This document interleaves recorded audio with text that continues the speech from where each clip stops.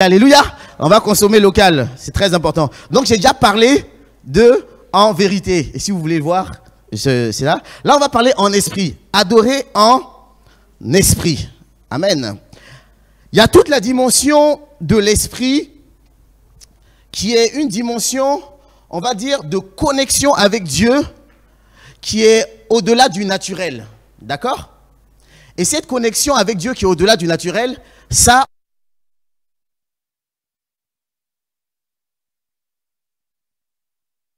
Mais c'est quoi finalement être adoré en esprit? Parce que agir en esprit, c'est quoi finalement? Parce que souvent on confond agir en esprit avec être conduit par l'esprit ou être poussé par l'esprit. Amen. Il y a ce mélange-là qu'on fait, par exemple, dans Luc, on dit que Jésus a été conduit par l'esprit. Ou bien on dit parfois qu'ils ont été poussés par l'esprit, il fait ça, d'accord? Donc c'est le Saint-Esprit qui met une conviction dans ton cœur et qui te pousse ou qui te conduit quelque part. Amen. Ça, c'est ça, être poussé et conduit par l'esprit. Mais maintenant, qu'est-ce que vraiment agir selon l'esprit? Amen. Parce que le Saint-Esprit peut te pousser, le Saint-Esprit peut te conduire, mais maintenant, qu'est-ce que tu fais? Alléluia. Et ce que tu fais dépend de toi. Il y a un amalgame qui se fait, il y a un mélange qui se fait souvent. C'est un mélange qui se fait avec les prophètes de l'Ancien Testament et les prophètes du Nouveau Testament. Alléluia. Souvent, on a l'impression que les prophètes du Nouveau Testament sont comme les prophètes de l'Ancien Testament. Mais c'est faux. C'est une différence totalement énorme. Pourquoi? Parce que les prophètes de l'Ancien Testament, c'est quoi? L'Ancien Testament, la parole de Dieu dit que c'est l'ombre des choses à venir. Alléluia. Et chaque prophète de l'Ancien Testament était une préfiguration de Christ. Amen. Ça veut dire que quand tu étudies chaque prophète de l'Ancien Testament, il y avait une caractéristique de Jésus dedans. D'accord? Amen.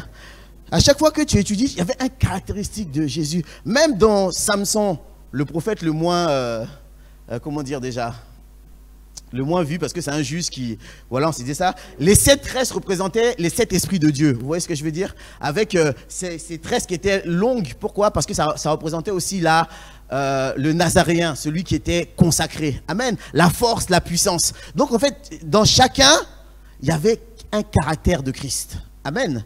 Mais ensuite, qu'est-ce qui s'est passé? Il dit que, la parole de Dieu dit que quand le parfait vient, ce qui est partiel disparaît. Alléluia. C'est 1 Corinthiens 10, verset 11. Il dit quand ce qui est parfait arrive, ce qui est parfait disparaît. Donc maintenant que le Christ est venu, c'est celui qui est parfait. Donc maintenant, tous les prophètes après Christ doivent quoi maintenant? Suivre le modèle de Christ. Amen. Après Christ, tu ne peux pas dire oui, j'ai ma propre personnalité comme Abraham. Non. J'ai ma propre personnalité comme Moïse. Non. Eux, c'était des préfigurations partielles. Mais maintenant, on a Christ. Alléluia. Et donc maintenant, nous, qu'est-ce que nous faisons? Nous faisons juste la prolongation de l'œuvre de Christ. Alléluia. Ce qui veut dire quoi? Ça veut dire que ce qu'on doit voir en toi, c'est pas ce que tu es toi. Ce que doit voir en toi, c'est Christ. Alléluia. Si on voit autre chose que Christ, c'est qu'il y a quelque chose qui ne va pas. Abraham, Moïse, on pouvait voir, ils avaient leur propre caractère, il n'y a pas de problème. Eux, ils avaient leur propre caractère, il n'y a pas de problème. Mais parce que dans leur caractère, il y avait quelque chose de Christ. Mais maintenant, le parfait est venu. Alléluia. Maintenant, le parfait est venu. Je ne vais pas rester trop longtemps parce que j'ai une prédication sur YouTube qui est la différence entre les anciens et les nouveaux prophètes. Si vous voulez consommer local, vous pouvez y aller. D'accord? Parce que mon sujet n'est pas sur la différence entre les deux. Mais pour dire que quoi? Et donc, juste pour dire que c'est pour cela que finalement, Jésus dit quoi? Il dit que si vous entendez Christ par-ci, par-là, n'y allez pas. Et souvent, on attend un Messie. On attend un Abraham, on attend un Moïse. Mais c'est fini, Christ est venu. Et c'est ça le problème. Et il y en a, quand ils reçoivent l'Esprit de Dieu, l'onction de Dieu, ils croient que c'est le nouveau Abraham, c'est le nouveau Moïse. Non! Tu n'es que la continuité de Christ. Alléluia. Et aujourd'hui, à partir de maintenant, le prophète fait partie des 5 ministères dont de Christ. Amen. Pourquoi? Parce que Christ avait en lui le ministère d'apôtre, il avait en lui le ministère pastoral, c'est le bon berger, c'est le pasteur, il avait l'évangéliste, c'est lui qui parle du Seigneur, il avait en lui tous les ministères. Mais comme c'est trop, il est parfait, il a délégué ses ministères, alléluia, à des personnes. Donc nous, on n'est que la prolongation. Ça n'a plus rien à voir le prophète du Nouveau Testament et le prophète de l'Ancien Testament, alléluia. Parce que c'est la continuité de Christ qui doit reproduire les actions et les actes de Christ, alléluia. Si vous prenez la prédication, je reste plus longtemps dessus, amen. Mais là, pour dire quoi? C'est pour ça que la parole de Dieu dit que l'esprit des prophètes est soumis aux prophètes. Pourquoi? Parce que finalement,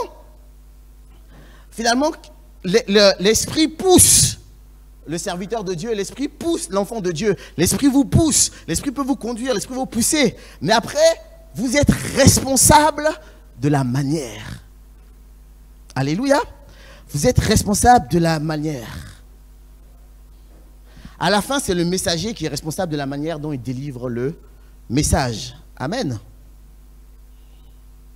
Comme il dit dans 1 Corinthiens 3, verset 10, il dit « Selon la grâce que Dieu qui m'a été donnée, j'ai posé les fondements comme un sage architecte et un autre a bâti dessus. Mais que chacun prenne garde à la manière dont il bâtit dessus. » Alléluia. La manière dont on bâtit dessus. On peut être poussé par l'esprit, on peut dire ça, mais la manière, c'est ta responsabilité. Amen. Mais maintenant, la manière, c'est est-ce que tu le fais dans l'esprit, en esprit, ou est-ce que tu s'agis ou pas en esprit? D'accord? Est-ce que je fais ça en esprit? Ma manière est en esprit ou pas? Pour savoir si on le fait en esprit ou pas, il faut connaître les caractéristiques de l'esprit. D'accord? Donc ça va au-delà de la simple connexion divine surnaturelle. Ça va maintenant dans le caractéristique même de l'esprit. Vous voyez ce que je veux dire? C'est quoi l'esprit? C'est quoi ses caractéristiques? Pour dire que je travaille en esprit, il faut que je sache c'est quoi les caractéristiques de l'esprit. Amen. Or, dans la Bible, comment on reconnaît tous les caractéristiques d'un nom, enfin d'une personne est mis dans son nom. D'accord? Chaque nom que tu utilises dans la Bible, son nom veut dire toute sa vie. Tu lis son nom, tu dis la signification de son nom, c'est exactement toute sa vie. D'accord? Donc, toutes les caractéristiques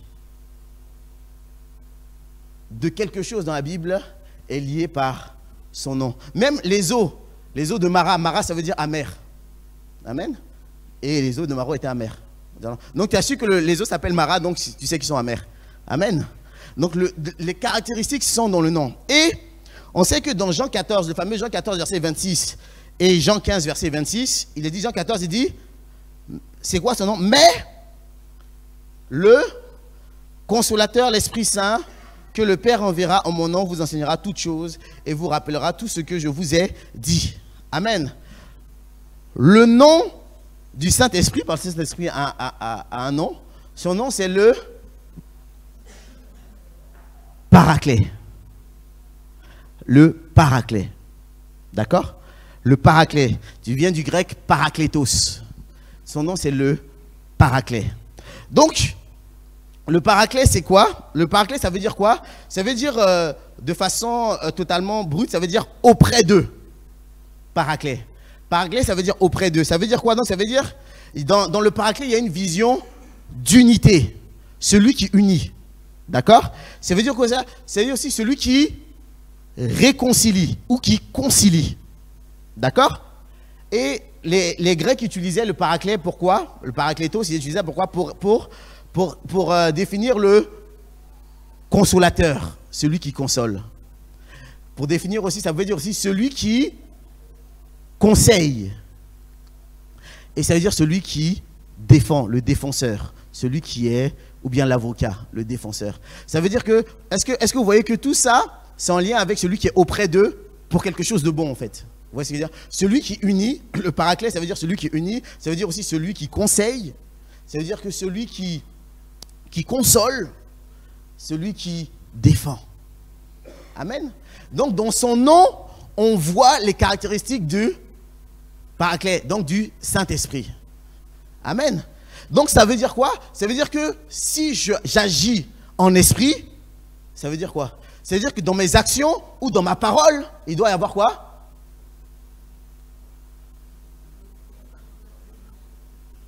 C'est ça, exactement. Emmener à l'unité, emmener au conseil, emmener à défendre, emmener à consoler. Alléluia. C'est que comme ça, si je rentre dans cette dimension-là que je suis en esprit, que je parle en esprit et que j'agis en esprit, que la manière dans laquelle je fais, c'est en esprit. C'est parce que dans mes phrases, dans mes paroles que je dis, c'est pour unir, c'est pour consoler. Amen. Souvent, c'est dans votre version, parfois, c'est marqué le consolateur. Ils ont traduit par consolateur. Il y en a qui ont traduit par défenseur. Il y en a d'autres. Parce qu'en fait, c'est tout ça en même temps. C'est défenseur, c'est consolateur, hein, c'est toutes ces choses-là.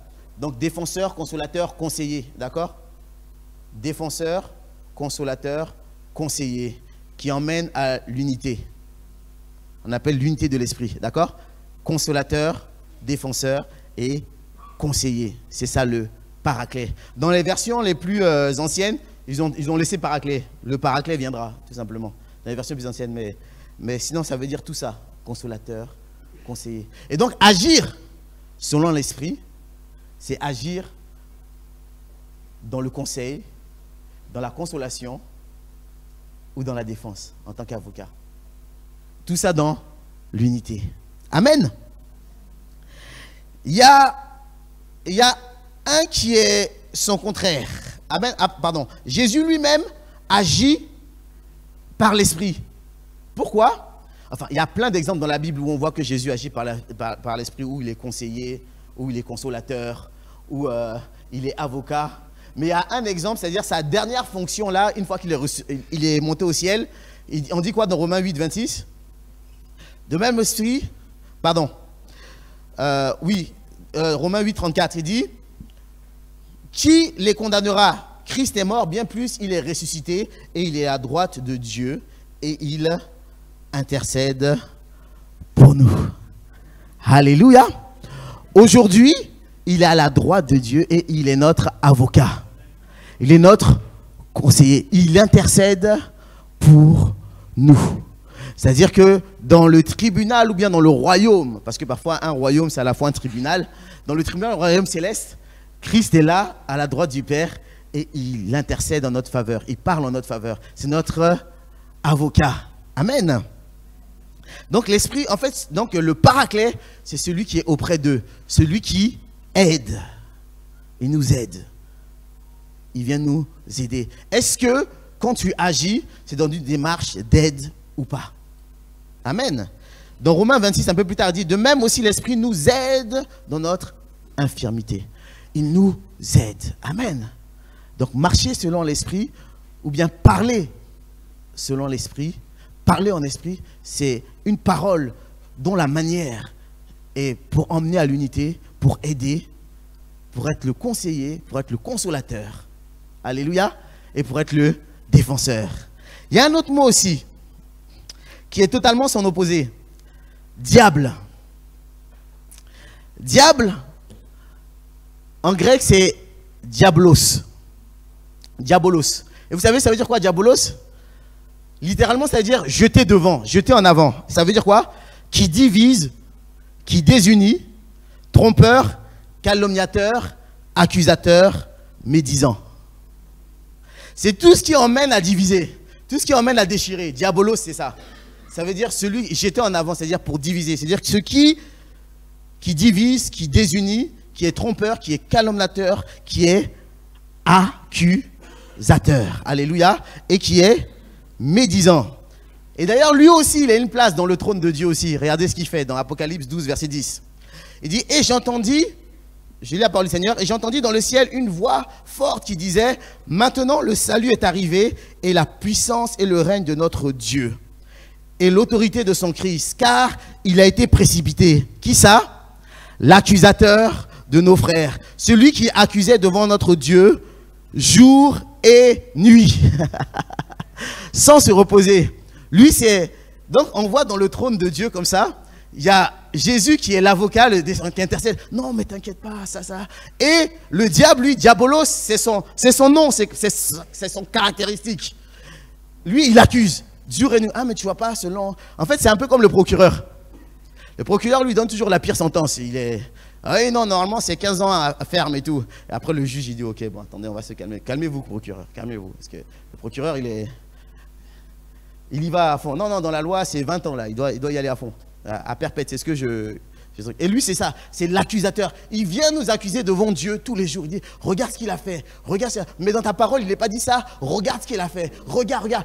Jour et nuit. Et dans l'Apocalypse, ils disent, ah, enfin, parce qu'Apocalypse, c'est à la fin des temps. Il dit, enfin, il est précipité, l'accusateur de nos frères, qui nous accusait jour et nuit. Or, Dieu venait. Or, Jésus, lui, c'était notre avocat, notre défenseur, jour et nuit. Amen. Alors maintenant, même si tu es poussé par l'esprit, même si tu es conduit par l'esprit, la manière de te faire, est-ce que tu agis en l'esprit, le paraclet, ou tu agis de façon diabolique? Il y a une sœur, ça l'a choquée. Je lui ai dit, elle m'a dit un truc, elle dit, est-ce que tu sais que J'ai dit, ta phrase, ce que tu dis est diabolique. Elle dit, quoi? Elle a été choquée. Oh, diabolique. J'ai dit, pourquoi? Parce que ta phrase accuse. Alléluia. Et ta phrase est en train de diviser. Donc ta phrase est diabolique. Amen. Le geste que tu fais, si il va dans le sens de non diabolique, c'est-à-dire que s'il est là pour détruire, s'il est là pour déchirer, s'il est là pour accuser, s'il est là pour médire, c'est que le geste que tu fais est totalement conduit par le diable. La parole que tu dis, si elle accuse, si elle condamne, amen, si elle divise, c'est que ta parole est diabolique. Donc, parler en esprit ou agir en esprit, c'est-à-dire agir selon le paraclet. Ça veut dire quoi? Ça veut dire que ta parole conseille. Ta parole défend. Il y en a un qui dit, on vient me parler de quelque chose, et il y a un proche qui à chaque fois on vient me parler de quelque chose, je lui dis, non, mais t'inquiète pas, peut-être qu'il y a des circonstances. Il dit, mais pourquoi tu défends tout le temps à chaque fois que je te dis? Je dis, parce que je veux parler en esprit. Alléluia. Il dit, non, mais tu défends tout le temps. Je dis, mais je vais défendre tout le temps. Je vais trouver quelque chose pour défendre. Alléluia. Parce que je vais parler en esprit. Par contre, la personne, je vais la conseiller. Jésus dit, qui sont ceux qui t'accusent? Parce que moi, je n'agis pas selon le diable. Mais par contre, je vais te conseiller. Va, mais ne pêche plus. Alléluia. Eux, ils accusaient. Condamnés à mort, flagrant délit. Là, c'était totalement diabolique. D'accord? Mais lui, il dit non. J'agis pas selon le diable. Mais j'agis selon l'esprit de Dieu, le paraclet. Or, le paraclet, lui, il ne condamne pas, mais il conseille. Il dit, qui sont ceux qui t'accusent? Moi, je ne t'accuse pas. Je ne parle pas selon le diable. Mais je parle selon l'esprit. Va, je conseille. Va, mais ne pêche plus. Il ne faut plus faire ça. Ce n'est pas bon. Ça ne va pas t'emmener à quelque chose de bon. Alléluia. Je console, le consolateur. Amen. Je sais que la personne ne va pas bien. Je console. Que mes paroles soient toujours spirituelles. C'est ça des paroles spirituelles. Les gens, ils croient que c'est être perché, être spirituel. C'est ça. Parce que la définition de l'esprit, c'est le paraclet, c'est ça. C'est pour ça que j'ai dit que vous vous confondez en fait. Quand on dit tu es diabolique, ou qu'on dit tu es spirituel, c'est pas seulement cet aspect, c'est l'aspect de est-ce que ton comportement, ton attitude reflète le caractère du paraclet ou reflète le caractère du diable? Est-ce que tu es conseiller, défenseur, alléluia, avocat, consolateur, ou bien tout ce que tu dis, tu es accusateur, tu es calomniateur, tu es diviseur? Donc en fait, il y en a qui font, en fait, qui travaillent pour le diable gratuitement. Il n'a même pas besoin de rien faire. Il dit, ah, j'ai rien à faire, allez, elle n'a qu'à parler et puis c'est bon. Est-ce que je vais faire quelque chose? Non. Il y en a qui travaillent pour le diable gratos. Quand tu commences à médire, quand tu commences à calomnier quelqu'un, tu travailles pour le diable gratuit. Il va rien te donner gratuitement. C'est gratuit. Il n'y aura même pas de récompense. Il est là.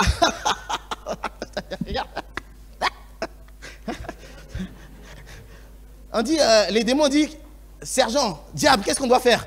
Il n'y a rien à faire ici. Dans cette église, il n'y a rien à faire. Laisse les trois parler, tu vas voir, ça va aller tout seul. Il n'y a rien à faire. Laisse-les parler entre eux. Tu les laisses juste parler entre eux, ça va aller. Ils vont faire de la médisance. Ils vont commencer à parler mal de quelqu'un. Ils vont commencer à détruire. Ils vont commencer à faire ça. J'ai même pas besoin. Ne travaillez pas. Allez, vous êtes en congé, les démons. Allez, en congé. Ils travaillent pour moi, gratos.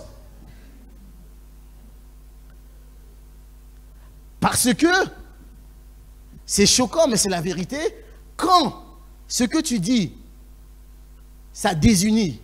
Quand ce que tu dis, ça divise. Quand tu calomnies, quand tu accuses, qui est accusateur, tu dis des choses diaboliques. Et comme quand tu es conseiller, quand tu es défenseur, quand tu es consolateur, tu es spirituel. Alléluia. Donc il ne suffit pas juste d'être poussé par l'esprit.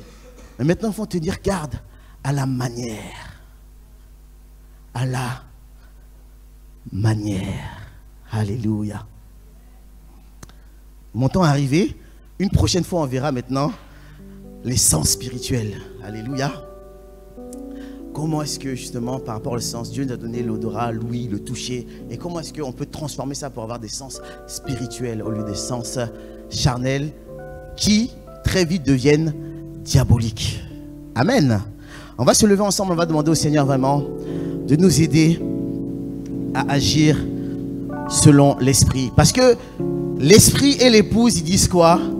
Viens. L'esprit et l'épouse, voici la seule parole de l'esprit. Je veux te louer, oh Paraclet. Saint-Esprit, viens et remplis ma vie. Et remplis ma vie. Je veux te louer.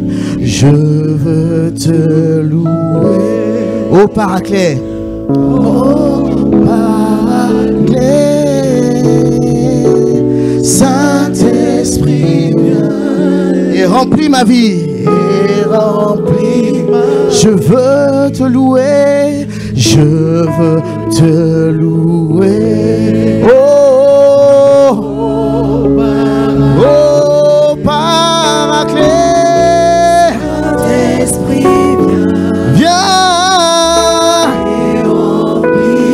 Je veux te louer.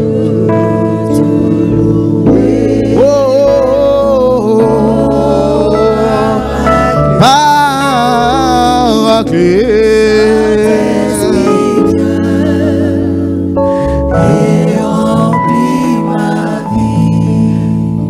D'abord, si tu le veux bien, tu vas demander au Seigneur pardon toutes les fois où tu te croyais spirituel, mais tu as laissé le diable te manipuler. Parce que ce que tu disais était accusateur.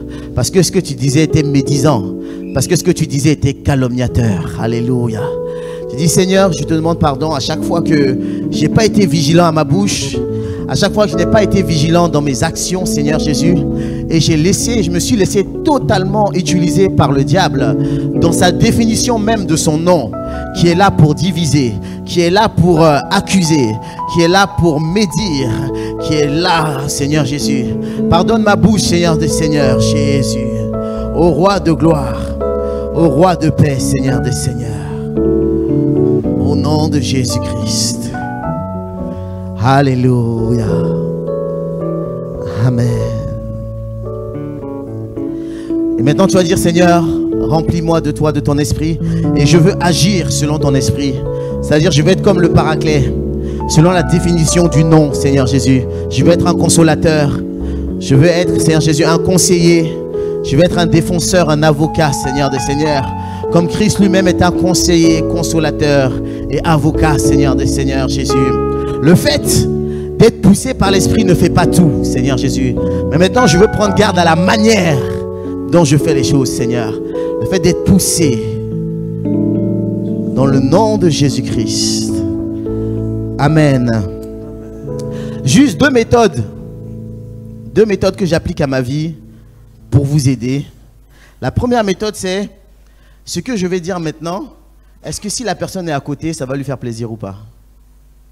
Et donc j'imagine que la personne est là. Et donc du coup je fais très attention à comment j'ai dit. Oui, mais bon, voilà. Je ravale mes mots parce que je me demande, est-ce que si la personne est là, ça va lui plaire ce que je veux lui dire? C'est ce que je suis en train de dire. Et donc, je fais ça en fonction. Amen. La deuxième chose aussi, c'est que si j'ai parlé de quelqu'un, par exemple, en mal, parce que peut-être qu'il m'a fait mal, hein, peut-être qu'il m'a blessé et tout, je ne laisse pas finir la conversation sans dire on va prier pour cette personne. Parce que si tu ne pries pas après, ça quitte le sujet de prière. Tu transformes la calomnie en sujet de prière. Alléluia. Amen. Quand tu pries après, ça transforme la donne. C'est-à-dire que tu as mis un sujet de prière. Et donc là, maintenant, tu pries à la fin. Donc, on dit, on va prier pour cette personne-là. Amen. Et puis, quand quelqu'un vient te voir et que tu sens que, si tu sens que c'est juste dans le souci de médire, tu le stoppes tout de suite. Tu dis, ah non, moi, je ne veux pas rentrer dans ça. Je suis vraiment désolé. Si dans le souci d'accuser, des trucs, je ne veux pas rentrer dans ça. Je suis désolé. Mais si tu sais que la personne, vraiment, elle souffre, elle veut juste se livrer, tu la laisses se déverser. Mais à la fin, tu dis, est-ce qu'on peut prier pour cette personne à la fin? Alléluia. Comme ça, au moins, tu n'as pas été complice d'une calomnie, mais tu as été un sujet de prière. Et là, Dieu a fait quelque chose parce que tu as prié pour la personne. Alléluia. C'est des astuces que j'ai dans ma vie. Et je vous dis, ça rend les choses beaucoup plus efficaces. Amen. Et je suis moi. Ah, est-ce que tu sais que... Et puis tu regardes à côté. Il y en a même, ils regardent sur leur portable allumé. Ah, peut-être que je suis en train de l'appeler en même temps. Attends, je vais dire, on sait jamais. Parce que ce que je vais dire là, ça va être chaud. Non. Il faut que ce que tu dises, il faut que si la personne est là, dise, c'est juste. Vous voyez ce que je veux dire? C'est pas exagéré dans les mots, dans les paroles. Amen, parce que ça fait du mal à l'église. Alléluia. Et même si tu étais un peu dans le temps de la rigolade, ça peut faire du mal aux gens autour de toi. Ok? Parce que s'il entend, même si toi, tu n'étais pas méchant, quand tu as juste voulu te lâcher. Et dire, ah, celui-là, mais vraiment, oh là là, il est terrible. Et je sais qu'il y en a qui disent pas terrible. Mais tu dis des choses incroyables. Et là, mais pourtant tu l'aimes bien le gars, hein. Tu l'aimes bien, mais tu as voulu juste te lâcher. Mais si l'autre personne n'est même pas sage et va répéter la même chose au gars, mais le gars ça va lui faire mal. Alors que toi, en fait, t'as rien contre la personne, c'est juste que tu voulais te lâcher. Mais tu as été utilisé par le diable, tu as été diabolique.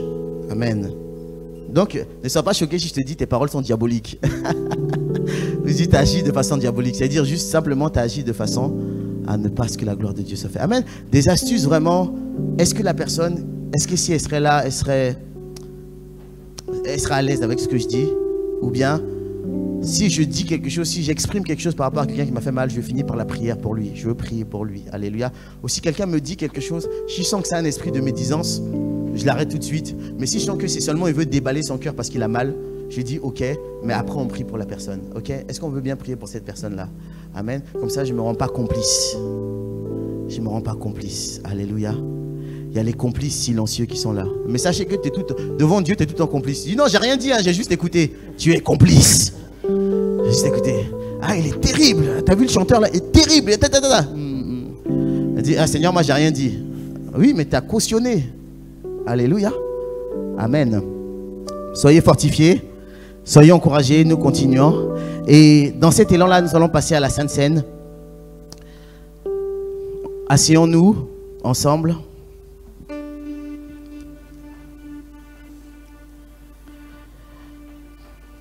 C'est le premier dimanche du mois, nous allons passer à la Sainte Seine.